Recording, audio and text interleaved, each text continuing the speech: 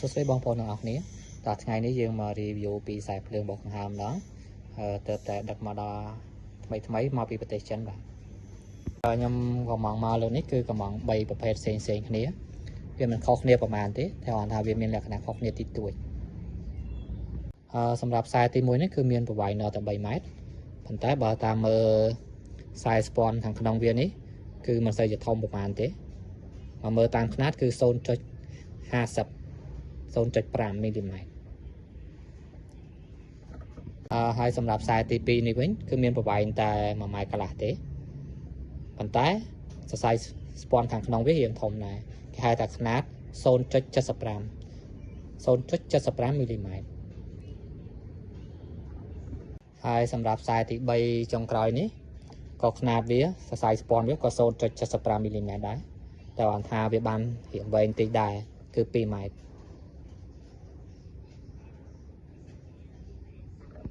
តាចឹងចុងក្រោយខ្ញុំជ្រើសយកខ្សែនេះទៅຂະຫນាត 0.15 មីលីម៉ែត្រហើយប្រវែងវា2ម៉ែត្រគឺវាល្មមហើយប៉ុណ្ណឹងក្នុងការតទៅខ្សែកង្ហាររបស់យើងចឹងឥឡូវយើងមកមើលខ្សែ motor របស់យើងសិនខ្សែ motor របស់យើងមកនេះគឺមាន4សរសៃ3សរសៃជាខ្សែលេខឬមកក៏ល្បឿនហ្នឹងហើយមួយខ្សែទៀតទុកតមកខ្សែភ្លើងមានខៀវសហើយនិងក្រហមនេះខ្មៅអ្នកខ្សែភ្លើងរបស់យើងវិញមាន2ពណ៌មួយគឺពណ៌ត្នោតហើយមួយទៀតនេះវិញគឺពណ៌ខៀវឥឡូវយើងតមកខ្សែលេខហើយមានលេខ1ពណ៌ខៀវលេខ2ពណ៌សហើយលេខ3ពណ៌ក្រហមពីសោយទៅខ្លាំងហើយនៅសល់ខ្សែពណ៌ខ្មៅនេះគឺយើងតជាមួយនឹងខ្សែពណ៌ខៀវមករបស់ខ្សែភ្លើងយើងហ្នឹងហើយនៅសល់ពណ៌ត្នោតមួយគឺយើងតទៅលេខ0ទៅកុងតាក់លេខ0ហ្នឹងអញ្ចឹងវាដំណើរការក៏អត់ចាំមើលតិចទៀតចាំយើងពិនិត្យមើលទាំងអស់គ្នាមកឥឡូវនេះយើងតរួចហើយគាត់ថានេះជាការតសារលបងទេមិនមែនជាផ្លូវការទេអញ្ចឹងខ្ញុំអត់ទាន់សារសំណចូល 100% ទេអញ្ចឹងយើងមកមើលខ្សែយើងម្ដងទៀតខ្សែល្បឿនគឺមានលេខ1ពណ៌ខៀវលេខ2ពណ៌សហើយលេខ3ពណ៌ក្រហមហើយពណ៌ត្នោតនេះវិញគឺតចូលលេខ0ទៅ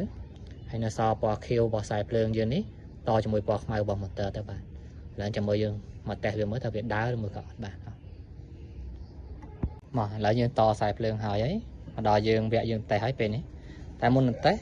បងខ្ញុំគាត់ត D-center មួយផ្សេងទៀតឲ្យខ្ញុំដើម្បីការពារបើសិនជាយើងតខុសវាអាចឆ្លងឬមួយក៏វាអាចផ្ទុះសេអីគឺវា load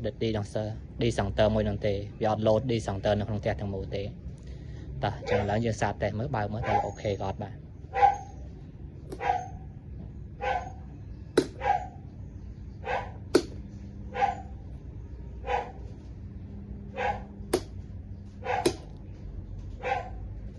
អូខេយើងឃើញថាវាដំណើរការធម្មតាហើយដូច្នេះការតខ្សែភ្លើងការតេស្តនេះគឺបានបញ្ចប់ត្រឹមប៉ុណ្្នឹងឯងបាទ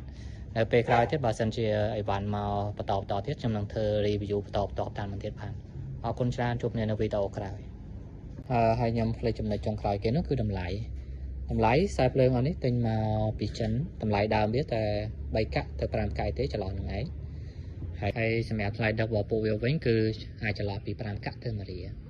ចឹងតម្លៃខ្សែភ្លើងនេះតម្រាំតែមកខ្មែរគឺចន្លោះពី1រៀលទៅ1រៀល5កាក់